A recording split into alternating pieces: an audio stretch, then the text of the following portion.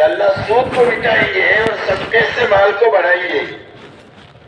تو سود پر مال کے مٹانے کی وعید ہے اور صدقے پر مال کے بڑھنے کا وعدہ ہے. یہ وعدہ ہے، یہ وعید ہے. یہ دو مثالیں میں نے آپ کے دیا. پورا قرآن اور حدیث وعدے اور وعید سے بھرا ہوا ہے. اور یہ فضائل کی کتابوں میں ہم سنیں گے تو اس میں فضائل بتلائے ہیں اور وعدے بتلائے ہیں اور وعیدیں بتائی ہیں ہر عمل کی، کہ اس عمل کے کرنے کا یہ نفع ہے، اس کے چھوڑنے کا یہ نقصان ہے. اس لیے کہ دلوں میں جو حق راسخ ہوتا ہے وہ فضائل کے راستے سے ہوتا ہے اور وعدے اور وعید کے راستے سے آدمی کے اندر میں کرنے کا شوق پیدا ہوتا ہے اور برے عمل کے چھوڑنے کا فکر پیدا ہوتا ہے. اس کے لیے راستہ وعدے اور وعید کا ہے. اسی لیے سارے نبیوں کو اللہ نے جو بھیجا ہے وہ بشیر اور نذیر بنا کر کے بھیجا ہے. سارے نبیوں کی یہ دو صفتیں ہیں کہ وہ بشارتیں سناتے ہیں اور انجام کار سے آگاہ کرتے ہیں کہ یہ کرو گے تو یہ نفع ملے گا اور یہ کرو گے تو یہ نقصان ہوگا دنیا میں بھی اور آخرت میں بھی. اس کو انذار کہتے ہیں، اس کو بشارت کہتے ہیں. اس لیے میرے دوستو، دین پر چلنے کے لیے سب سے پہلے یہ دو لائن کی طاقت چاہیے. ایک اللہ کی ذات اور صفات کا یقین اور ایک اللہ کے وعدے اور وعید کا یقین. اسی لیے اللہ تعالیٰ نے پوری امت کی نجات کے لیے اور سنبھلنے کے لیے دو بنیادیں اپنے پاس سے اتاری ہیں. ایک ایمان اتارا ہے اور ایک علم اتارا ہے. اسی لیے حضور پاک صلی اللہ علیہ وسلم ارشاد فرماتے ہیں، مثل ما بعثنی اللہ من الہدی والعلم کمثل غیث. فرمایا اللہ تعالیٰ نے مجھے جو چیزوں کو لے کر کے بھیجا ہے، یعنی ہدایت اور علم کو، ایمان اور علم کو، اس کی مثال بارش کے پانی کی سی ہے. تو آپ کی بعثت کن چیزوں کے ساتھ ہوئی؟ ایمان کے ساتھ اور علم کے ساتھ. لا الہ الا اللہ محمد الرسول اللہ یہ ایمان اور علم کا مجموعہ ہے. اس لیے میرے دوستو، سب سے پہلے محنت اس بات کی ہے دعوت اور تبلیغ کے ذریعے سے کہ ہر ایمان والے کے دل میں دین پر چلنے کی طاقت پیدا کرنے کے لیے یہ دو لائن کا یقین زندہ ہو دعوت کے ذریعے سے اور تعلیم کے ذریعے سے. دوسری بات میرے دوستو یہ ہے کہ ہمارے گھر سے لے کر عالم کا ماحول بنے. اس لیے کہ ماحول کا اثر ایسا ہے جیسا کہ موسم کا اثر ہوتا ہے. سردی آئے گرمی آئے تو سب کو سردی گرمی لگے گی، امام صاحب کو بھی اور مقتدی کو بھی، بادشاہ کو بھی اور فقیر کو بھی.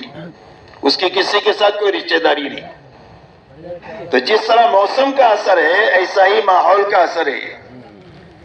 اگر ماحول میں اچھائی آئے تو طبیعت اچھائی کی طرف چلے گی اور ماحول میں برائی ہے تو طبیعت برائی کی طرف چلے گی. اس سے ماحول کا اثر جو ہے یہ موسم کی طرح ہے.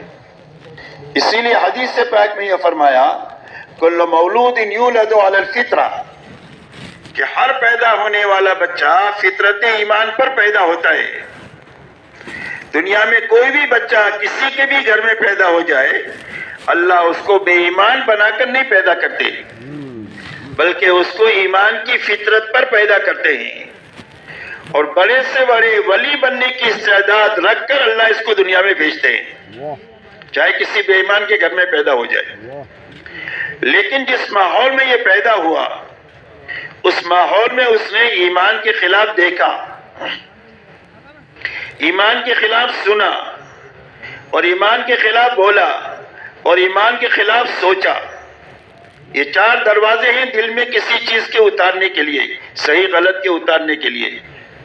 تو جب اس نے چاروں دروازوں کو ایمان کے خلاف سنا اور استعمال کیا تو جو اللہ نے فطرت ایمان پر اس کو پیدا کیا تھا، آہستہ آہستہ وہ فطرت ایمانی مست ہو گئی اور آدمی مجوسی بن گیا، مشرک بن گیا، کافر بن گیا.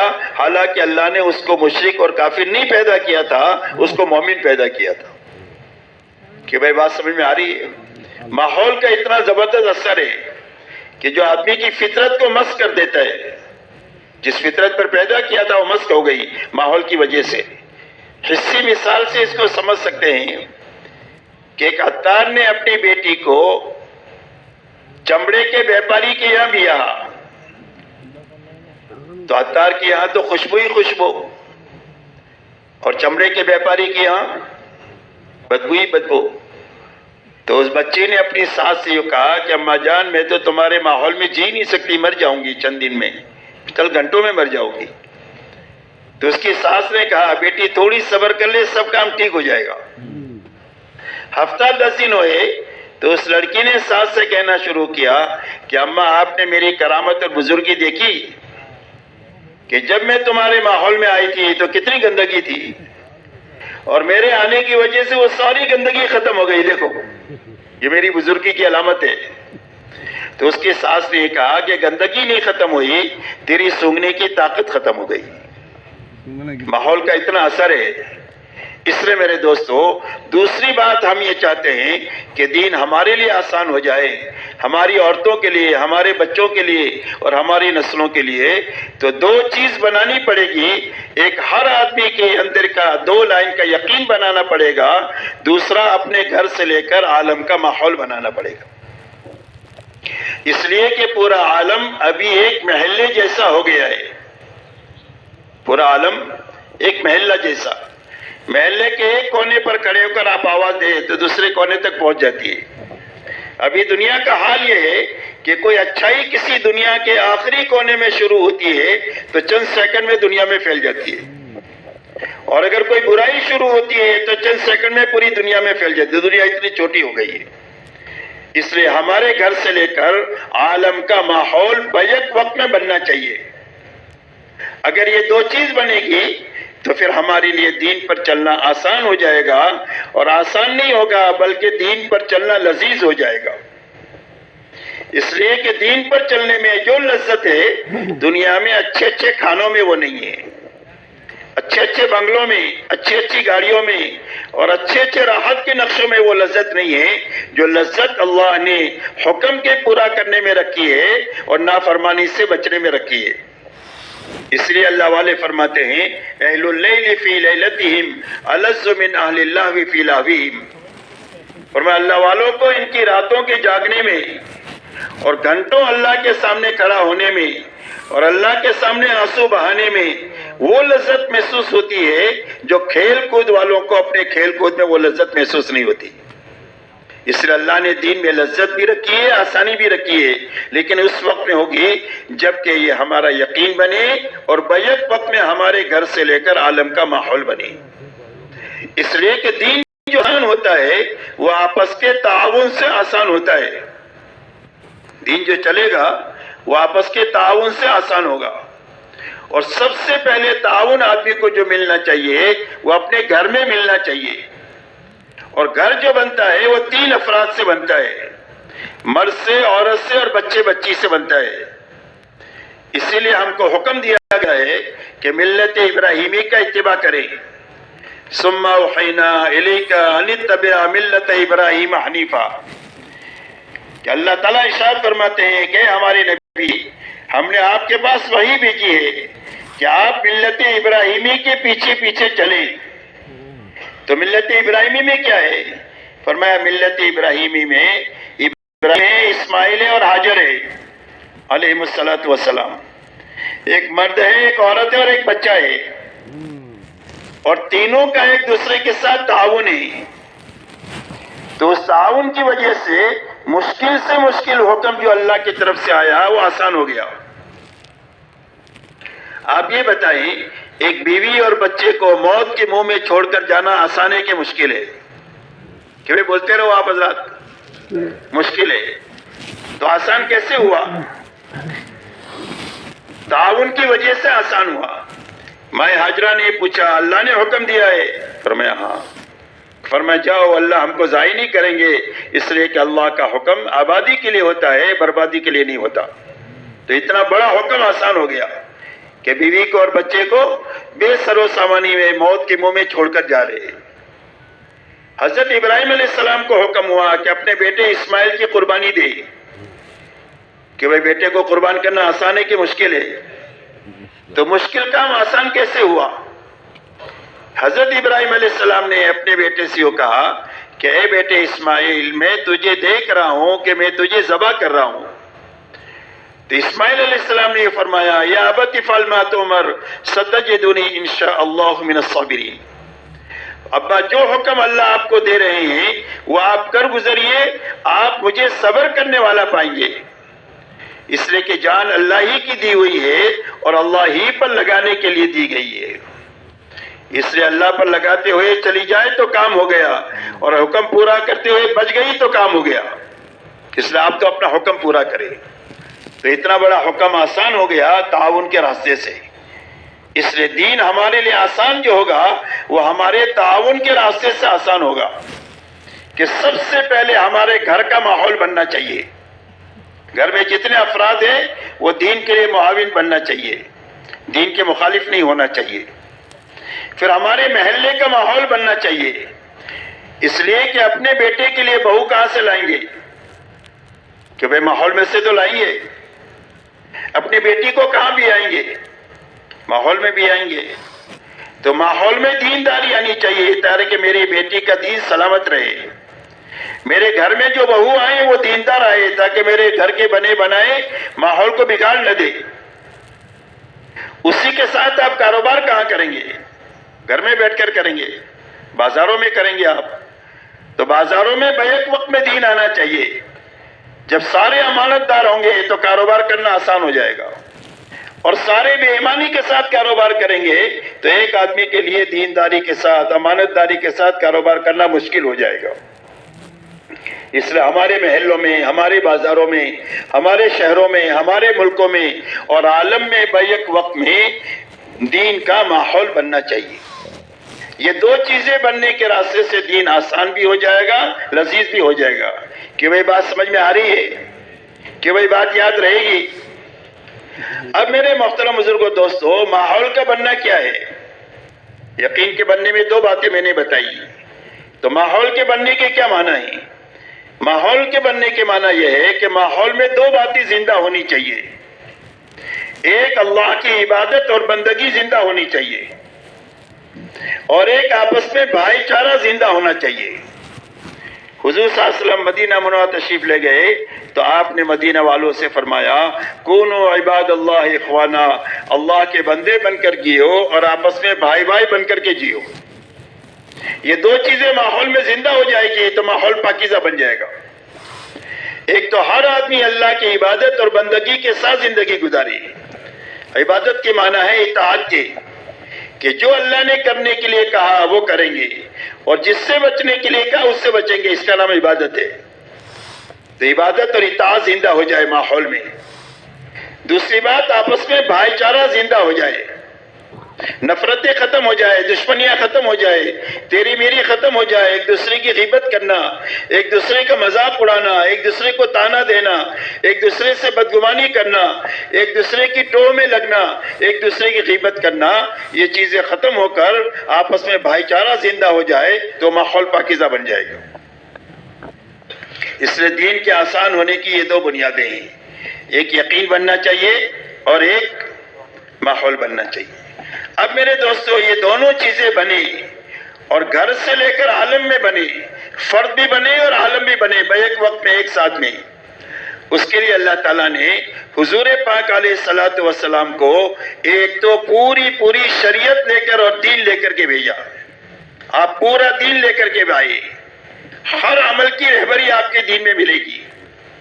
دوسرا، ہر فرد امت کو دین پر چلنے کی طاقت پیدا ہو جائے اور بیک وقت میں ماحول میں دین زندہ ہو جائے، اس کے لیے اللہ تعالیٰ نے حضور پاک صلی اللہ علیہ وسلم کو اعمال نبوت کے ساتھ مبعوث فرمایا، کہ ان اعمال نبوت میں مشغولی کی وجہ سے اور ان اعمال نبوت میں امت کو مشغول کرنے کے راستے سے بیک وقت میں فرد بنے گا اور بیک وقت میں ماحول میں دینداری آئے گی۔ وہ اعمال نبوت ایسے طاقتور ہے کہ دونوں کام ایک ساتھ ہوں گے، فرد بھی بنے گا اور ماحول بھی بنے گا۔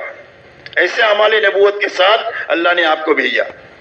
جیسے تجارت میں دو کام ایک ساتھ ہوتے ہیں، تاجر اپنا نفع جیب میں لے کر گھر جاتا ہے اور صبح سے شام تک جتنے گاہک اس سے خریدتے ہیں وہ سارے نفع اٹھاتے ہیں۔ کہ تجارت کا دوہرا نفع، فائدہ اٹھاتا بھی ہے، فائدہ پہنچاتا بھی ہے۔ ایسا اعمال نبوت آپ جو لے کر کے آئے ہیں وہ ایسے طاقتور اعمال ہے کہ ان اعمال میں مشغولی کی وجہ سے بیک وقت میں فرد بنے گا، اور بیک وقت میں فرد کے بننے کے ساتھ ماحول بھی بننا شروع ہو جائے گا محنت کے دائرے کی وسعت کے اعتبار سے۔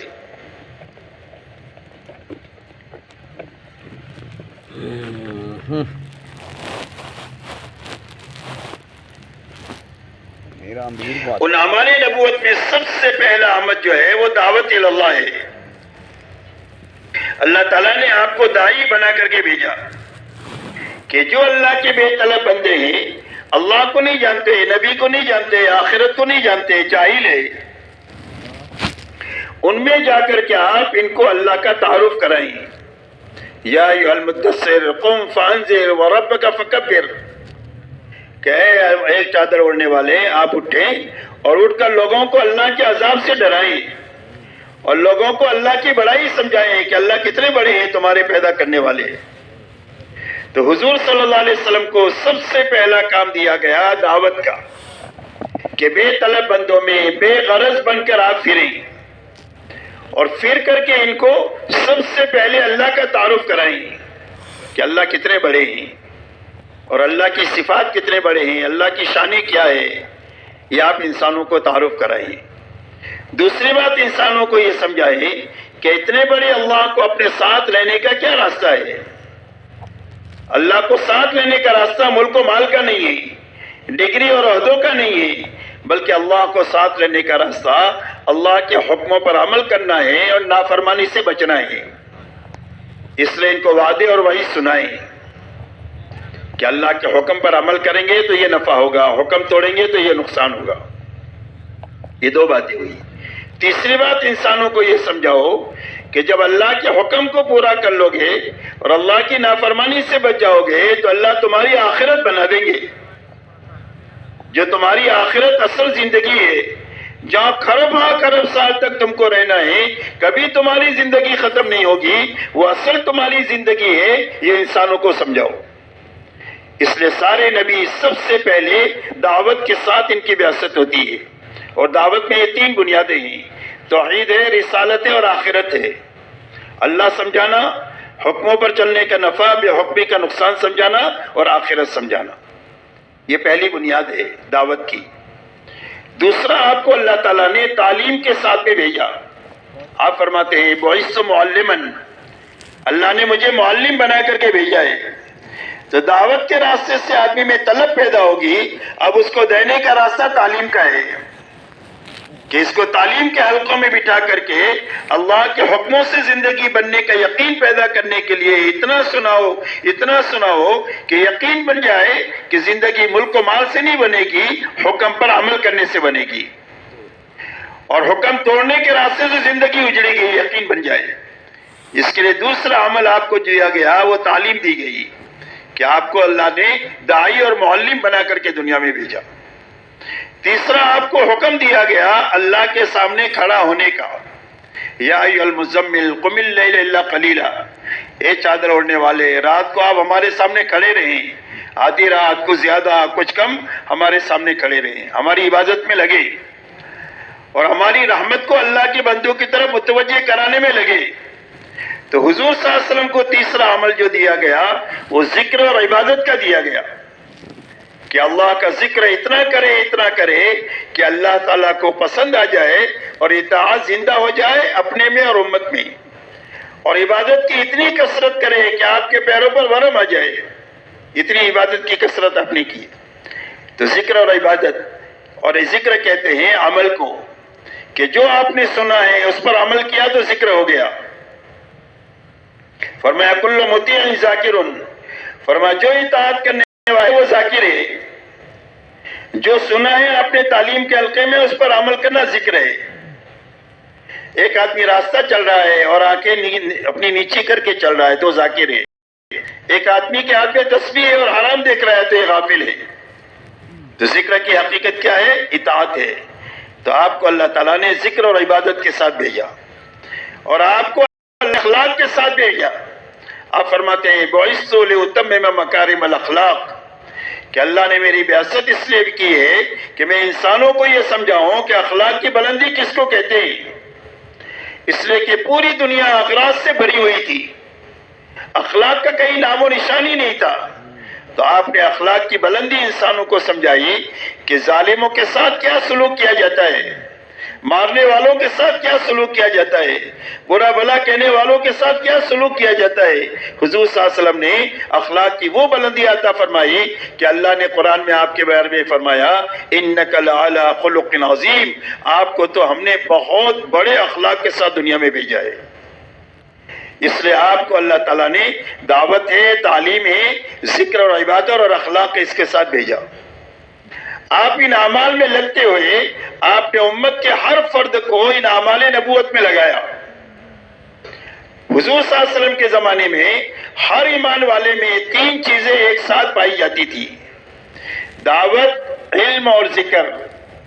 دعوت، علم اور عمل کس کے ساتھ؟ کہا کچھ لینے کے ساتھ نہیں، لگانے کے ساتھ، خدمت کرتے ہوئے، اخلاق کے ساتھ لوگوں کو لگاتے ہوئے ان اعمال میں لگیں گے۔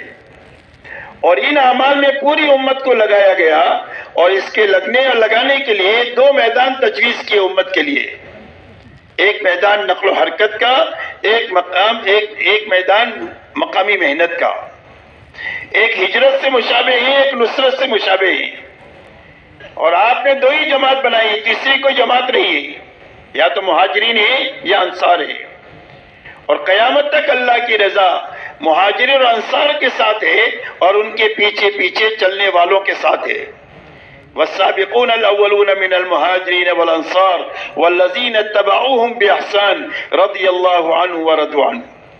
فرمایا سابقین اولین مہاجر اور انصار میں کے، اور جو ان کے پیچھے پیچھے اخلاص کے ساتھ میں چلا، فرمایا اللہ ان سے بھی راضی ہو گیا، اور پیچھے چلنے والوں سے بھی اللہ راضی ہو گیا۔ اس لیے آپ نے ان اعمال میں پوری امت کے لگانے کے لیے اور لگانے کے لیے 2 میدان تجویز فرمائے، ایک نقل و حرکت کا کہ امت پھرے دنیا میں، اور اپنی جان اور مال کو لے کر پھرے۔ کیا کرتی ہوئی پھرے؟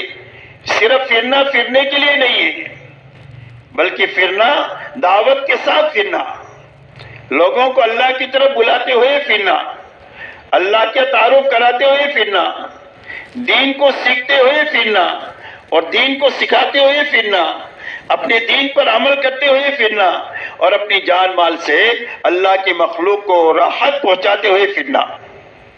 تو ایک میدان تجویز کیا نقل و حرکت کا کہ امت نقل و حرکت کرے۔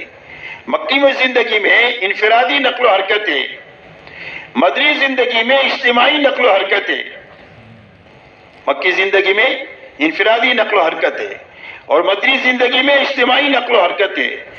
آپ 25 سے زیادہ سفر آپ نے فرمائی، اور اپنے صحابہ سے تقریباً بے سر و سامانی میں 150 سفر کرائے۔ صحابہ کا حال یہ ہے کہ پوری سب بھوک کی وجہ سے گر جا رہی ہے، کپڑوں کی کمی اتنی ہے کہ ایک دوسرے کی اوٹ پہ بیٹھتے ہیں کہ سطر کھل نہ جائے، سواریوں کی اتنی کمی ہے کہ ایک ایک سواری پر 10 سوار باری باری سوار ہوتے ہیں، پیدل چلتے ہیں، پیر پھٹ گئے چتڑے باندھ کر کے چل رہے ہیں۔ پانی کی اتنی کمی ہے کہ اونٹ کی اوج نچوڑ کر کے اپنے گلوں کو تر کیا ہے۔ اس میں سر و سامانی میں اجتماعی نقل و حرکت کے لیے آپ نے صحابہ کو 150 مرتبہ مدینہ چھڑایا ہے۔ اس لیے میرے دوستو ایک نقل و حرکت پوری امت کے لیے کہ امت پھرے، اور کہاں پھرے؟ کہا پورے عالم میں پھرے، جہاں تک پھر سکتے ہیں پھرے۔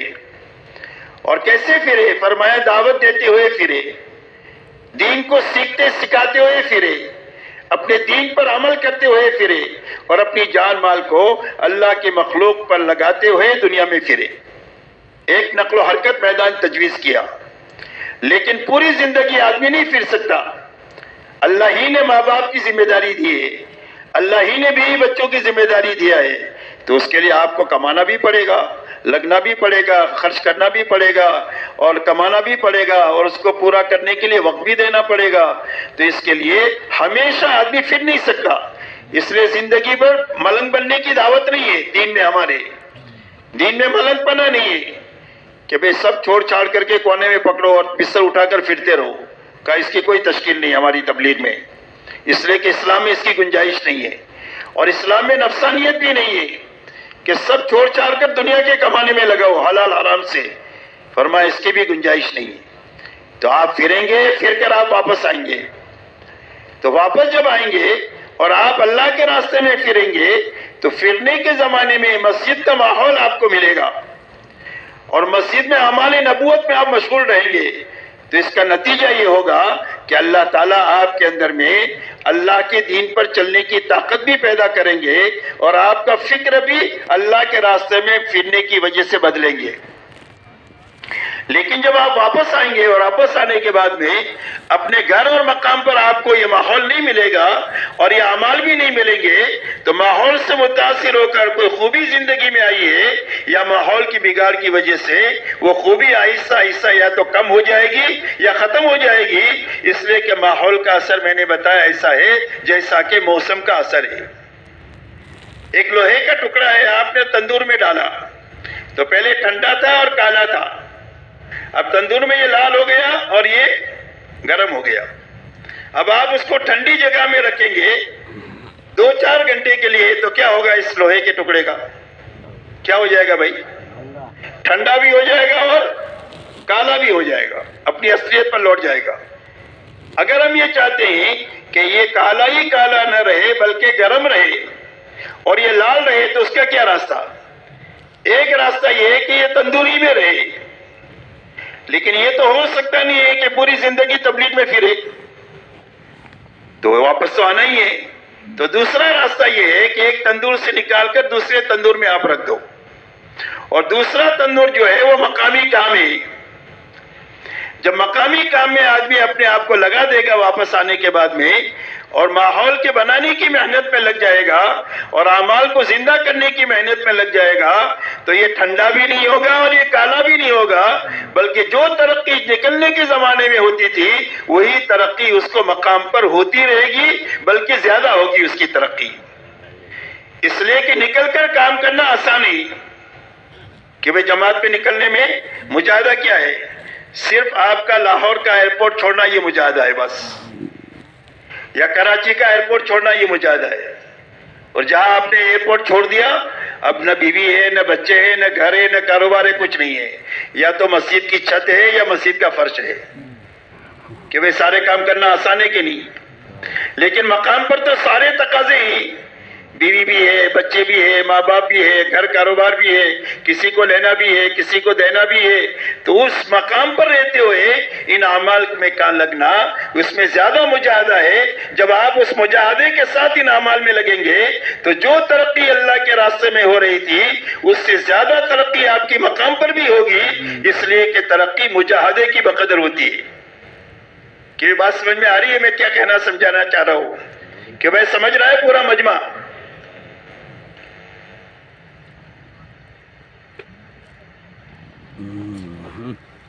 اس لیے اس امت کے لیے دوسرا میدان جو ہے وہ مقامی محنت کا ہے۔ اسی لیے اللہ تعالیٰ نے مسجد کو ہدایت کا مرکز بنایا۔ قرآن پاک میں فرمایا ان اول بیت وضع للناس للذی ببکۃ مبارکا وہدی للعالمین، فرمایا سب سے پہلا گھر جو انسانوں کے لیے بنایا گیا وہ مکے میں بنایا گیا۔ اس گھر کی شان کیا ہے؟ فرمایا وہ برکت والا ہے اور ہدایت کا مرکز ہے۔ بیت اللہ پر ہدایت اترتی ہے اور بیت اللہ کے راستے سے دنیا کی ساری مساجد پر جاتی ہے، اور سارے مساجد میں اعمال مسجد قائم کرنے کی وجہ سے مسجد میں آنے والوں کو ملتی ہے، اور جب ان اعمال نبوت کے ساتھ اپنے محلوں اور اپنے گھروں تک ہم جاتے ہیں تو ان اعمال مسجد کے راستے سے ہمارے گھروں اور ہمارے محلوں میں ہدایت جاتی ہے۔ جیسے گھروں کا تعلق پانی کی ٹانکی سے ہو گیا تو ہر گھر میں پانی پہنچ گیا، گھروں کا تعلق پاور ہاؤس سے ہو گیا تو ہر گھر میں لائٹ پہنچ گئی۔ جب گھروں کا تعلق اعمال مسجد سے ہو جائے گا تو ان اعمال مسجد کے راستے سے ہر گھر میں ہدایت پہنچ جائے گی۔ اسی لیے حضور پاک صلی اللہ علیہ وسلم نے پوری امت کو ان اعمال نبوت میں لگایا، اور ان اعمال نبوت میں لگنے لگانے کے لیے امت کے لیے 2 میدان تجویز کیے، ایک نقل و حرکت کا اور ایک مقامی محنت کا۔ کیا کریں؟ کہ ایک تو پھریں، اور جب پھر کر واپس آ جائے تو یہی اعمال اپنی مسجدوں میں قائم کریں، اور ان مسجدوں میں خود بھی لگے جتنا لگنے کی ضرورت ہے، اور یہ آنے والوں کو بھی لگائیں، اور ان اعمال